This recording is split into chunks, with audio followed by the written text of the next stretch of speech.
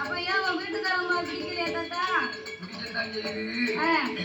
ஆனா அங்க இருந்து வில்லுப்பட்டிக்கு போற உடனே சட்டாப்பையோட இருப்பா. எதுக்கு தோசை கூடவா?